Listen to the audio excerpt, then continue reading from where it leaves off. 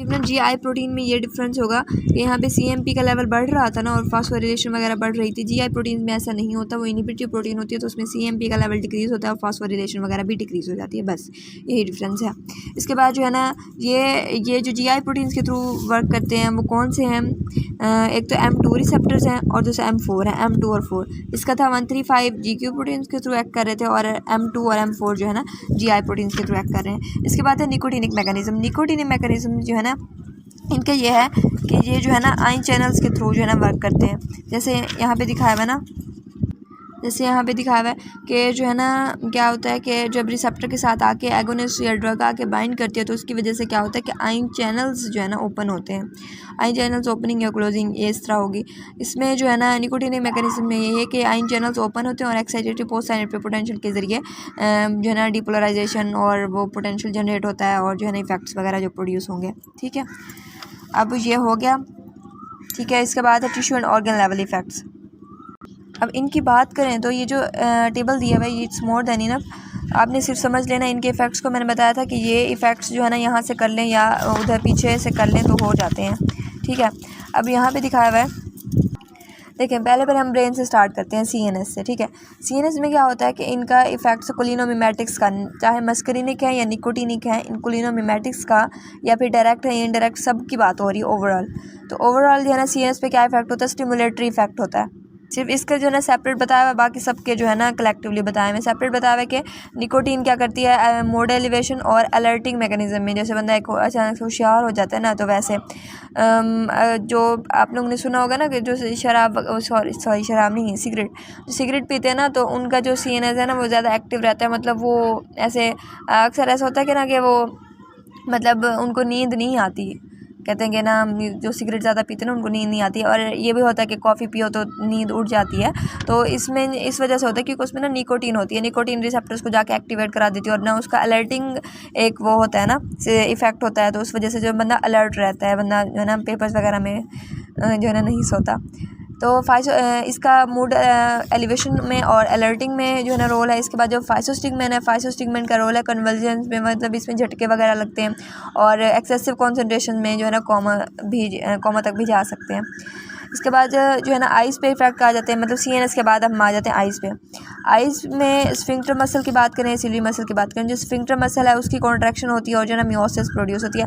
और जो ciliary muscle है उसकी भी कॉन्ट्रैक्शन होती है नियर वीएन के लिए, जो है ना अकोमोडेशन के लिए ज़रूरी होती है। जो हमने पढ़ा था ना पैरासिम्पैथेटिक के इफ़ेक्ट्स जो हमने पढ़े थे कि वो क्या कराते हैं कि स्फिंक्टर प्यूपिले को इनोवेट कर रहे होते हैं और ना उस वजह से जो है ना कॉन्स्ट्रिक्शन होती है प्यूपिल की और जो है ना इसको मेयोसिस बोलते हैं। हमने उधर पढ़ा था ड्यूअल इनोवेशन में। तो जो है इनको सेम उनके भी ये चूँकि पैरासिम्पैथोमिमेटिक्स है ना तो इनके इफ़ेक्ट्स भी वैसे ही हैं। इसके बाद जो है ना सिलियरी मसल पे हमने देखा ना तो साइक्लोस्पैज्म हो जाता है। अब ठीक है, इसके बाद आ जाते हैं हम हार्ट पे। हार्ट में एसए नोड है, एट्रिया है, एवी नोड है। हार्ट के आप ओवरऑल याद रख लें कि जो है ना पैरासिम्पैथिक सिस्टम के ज़रिए या फिर जो है ना इन कोलिनोमिमेटिक्स का ये होता है कि ना हार्ट रेट को कम करती है, डिक्रीज़ करती है। ठीक है, कॉन्ट्रैक्टाइल फोर्स भी डिक्रीज़ होती है और जो है ना उसका हार्ट रेट भी डिक्रीज़ होता है। इसके बाद जो है ना वेंट्रिकल्स में बताया हुआ है कि उसमें भी कॉन्ट्रैक्टाइल फोर्स डिक्रीज़ होती है। इसके बाद ब्लड वेसल्स पे आ जाए। ब्लड वेसल्स में जो है ना वेजोडाइलेशन होती है। ठीक है, लेकिन ब्लड वेसल्स में जो वेजोडाइलेशन हो रही है यहाँ पे लिखा हुआ है, यहाँ पे लिखा हुआ है कि जो वेजोडाइलेशन होती है ना ये पैरासिम्पैथिक सिस्टम का काम नहीं है।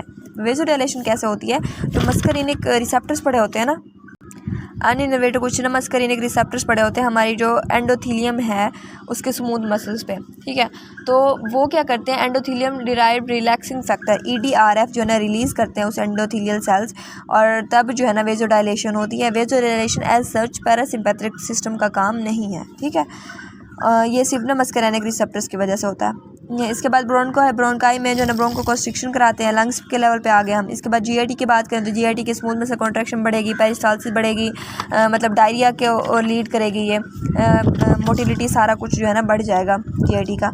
स्फिंक्टर्स की बात करें तो स्फिंक्टर्स जो है ना रिलैक्स होंगे। जाहिर सी बात जब स्फिंक्टर्स रिलैक्स होंगे तो हमारी जो है ना फूड वगैरह आगे पास होगी ना, स्फिंक्टर्स रिलैक्स होते हैं तभी पास होती है। इसके बाद ब्लैडर पे आ जाए तो ब्लैडर का डायफ्राम से कॉन्ट्रैक्ट करता है, यूरिनेशन वगैरह ये कॉज करवाएंगे। ट्राइगोनल स्फिंक्टर की बात करें तो ये वही रिलैक्सेशन अवॉइडिंग, मतलब हमारी यूरिनेशन वगैरह को इंक्रीज़ करवाएंगे। स्केलेटल मसल की बात करें तो न्यूरोमस्कुलर एंड प्लेट्स को जो है ना एक्टिवेट कराएंगे और कॉन्ट्रैक्शन होगी। जो हमने पढ़ा था ना कि निकोटिनिक रिसेप्टर्स होते हैं न्यूरोमस्कुलर एंड प्लेट्स पे पड़े होते हैं, वहाँ पे जब वो एक्टिवेट होंगे तो उनकी वजह से कॉन्ट्रैक्शन होती है। इसके बाद ग्लैंड्स की बात करें तो ग्लैंड्स के सारे जितने भी हैं उन सब की सिक्रीशन बढ़ जाती है इसकी वजह से। अब हम स्वेटिंग की बात करें तब भी बढ़ जाती है। लैक्रीमेशन की बात करें मतलब टेयर्स वगैरह जो प्रोड्यूस होते हैं लैक्रीमल ग्लैंड से, तब भी बढ़ जाती है। सैलिवेशन वगैरह की बात करें तब भी हमारे जो माउथ में सलाइवा प्रोडक्शन है। इसके बाद ब्रोंकियल सिक्रीशन की बात करें, जीआईटी ग्लैंड जितने भी हैं ना सबकी जो है ना सिक्रीशन बढ़ जाती है। सिर्फ ना 2 जो है ना यहाँ पे दिए हुए हैं एक्सेप्शन दी हुई हैं। जो पैरासिम्पैथो ये सारे जो कोलिनोमिमेटिक्स पढ़ रहे हैं ये ऑलमोस्ट जो है ना पैरासिम्पैथोमिमेटिक्स हैं, लेकिन इसमें कुछ डिफरेंसेस हैं। एक तो वेजोडायलेशन वाली बात जो मैंने बताया कि वो पैरासिम्पैथिक नर्वस सिस्टम का काम नहीं है, वो ईडीआरएफ से रिलीज होता है अनइनर्वेटेड मस्करेनिक रिसेप्टर्स की वजह से। दूसरी ये बात है कि जो है ना ये जब वेजोडायलेशन होती है ना, इसके साथ ही आगे लिखा हुआ है, जब वेजोडायलेशन होती है ना उसकी वजह से जो बेरोरिसेप्टर्स हैं वो देखते हैं कि जो है ना जी बीपी कम हो गया, तो वो क्या करते हैं वो एक्टिवेट हो जाते हैं और बेरोसेप्टर रिफ्लेक्स एक्टिवेट हो जाता है और ना फिर सिंपैथिक नर्व्स स्टिमुलेट होती हैं और ना टैकीकार्डिया हो जाता है। मतलब पहले ब्रेडिकार्डिया हुआ, थोड़ी वेजोडायलेशन हुई और उसके बाद जो है ना टैकीकार्डिया हो जाता है। जबकि डायरेक्ट अगर पैरासिम्पैथिक नर्वस सिस्टम की बात करें तो वो जो है ना हार्ट रेट को डिक्रीज़ करता है, तो वो ब्रेडिकार्डिया काज करा रहा होता है, वो टैकीकार्डिया काज नहीं कराता। जबकि कोलिनोमिमेटिक्स जो है ना टैकीकार्डिया काज करा रही हैं। इसके बाद दूसरा इफेक्ट ये है कोलिनोमिमेटिक्स के साथ एसोसिएटेड है, लेकिन वो पैरासिम्पैथिक नर्व स्टिमुलेशन के रिस्पॉन्स में नहीं होता। वो ये है कि स्वेटिंग हमने पढ़ा था ना पीछे के, जो स्वेट ग्लैंड को जा रहे होते हैं सिग्नल्स, तो वो क्या होते हैं वो जो है ना वहाँ पे एसिटाइलकोलिन रिलीज़ होता है, लेकिन वो सिंपैथेटिक फाइबर्स होते हैं, वो पैरासिम्पैथिक फाइबर्स नहीं होते। इस वजह से क्या होता है कि जो है ना जो स्वेटिंग है वो पैरासिम्पैथिक नर्व्स के साथ एसोसिएटेड नहीं है, लेकिन वो कोलिनोमिमेटिक इफेक्ट है, मतलब वो कोलिनोमिमेटिक ड्रग्स प्रोड्यूस कराती हैं स्वेटिंग। इसके बाद एक और है निकोटिनिक, उसकी बात निकोटिनिक एगोनिस्ट की, ये तो हो गया। उसकी बात मस्करिनिक एगोनिस्ट की। इसके बाद निकोटिनिक एगोनिस्ट हैं, उनकी जो है ना इफ़ेक्ट्स डिपेंड करते हैं कि वेदर गैंग्लियन स्टिमुलेट हुआ है, वेदर नर्व मसल स्टिमुलेट हुई है, और उस पे भी किस सिस्टम जो है ना डोमिनेट कर रहा है, मतलब सिंपैथिक डोमिनेट कर रहा है या पैरासिम्पैथिक डोमिनेट कर रहा है। जैसे कि ब्लड वेसल्स अगर हम देखें, ब्लड वेसल्स पे जो है ना सिंपैथिक इनोवेशन सिंपैथिक नर्व जो है ना डोमिनेट कर रही होती हैं।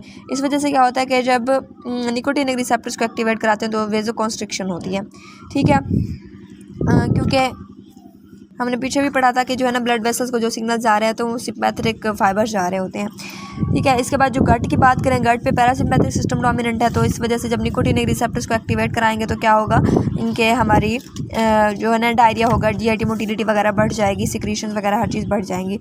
अब ये होगी। इसके बाद गैंग्लियंस की बात कि निकोटिनिक गैंग्लियंस में अगर हमने स्टिमुलेशन कराई है तो उसका जो है ना इफेक्ट डिपेंड करता है कि कौन सा गैंग्लियन स्टिमुलेट हुआ है, वेदर सिंपैथेटिक वेदर पैरासिम्पैथेटिक, ठीक है। अब न्यूरोमस्कुलर एंड प्लेट्स की बात करें, क्योंकि दोनों जगह पे रिसेप्टर्स पड़े होते हैं ना, न्यूरोमस्कुलर पे भी गैंग्लियन पे भी, तो अगर वहाँ पे रिसेप्टर्स को स्टिमुलेट कराते हैं, निकोटिनिक एगोनिस्ट जाके बाइंड करता है, तो क्या होगा, वहाँ पे फेसिकुलेशंस होती है, स्पैज़म हो जाता है मसल्स का, या मसल पैरालिसिस भी हो सकता है, मतलब एक्सेसिव कॉन्ट्रैक्शन होती है। और ये मसल पैरालिसिस जो है ना ये एक हज़ार्ड है कि हमारा एक इनको जब निकोटीन कंटेनिंग ड्रग्स लेते हैं या फिर ऑर्गेनोफॉस्फेट हम आगे पढ़ेंगे उनका एक्सपोजर होता है, तो उसकी वजह से मसल पैरालिसिस हो जाता है, एक हज़ार्ड हो गया। अब इसके बाद क्लिनिकल यूज़ की बात करते हैं और टॉक्सिसिटी देख लेते हैं। अब देखें, अब इन क्लिनिकल एप्लीकेशंस की बात करें तो डायरेक्ट एक्टिंग एगोनिस्ट के एग्जांपल्स के साथ उनके इफेक्ट्स दिए हुए हैं। इसके बाद इनडायरेक्ट एक्टिंग के, ये जो है ना बहुत इंपॉर्टेंट है, यू क्यों है, ये जो है ना लाजमी आपने अच्छे से करने हैं। तो अब डायरेक्ट एक्टिंग एगोनिस्ट में जो पहला है बेथेनकोल किस में यूज़ होता है, हमारा post operative and neurogenic ileus में। जो नॉर्मली ऐसा होता है, हमने ना उधर पढ़ा था फिजियोलॉजिक इलियस पढ़ा था हमने ना, एम्ब्रियो में पढ़ा था शायद, मुझे याद आता है। अच्छा, तो इलियस ये होता है कि जो है ना हमारे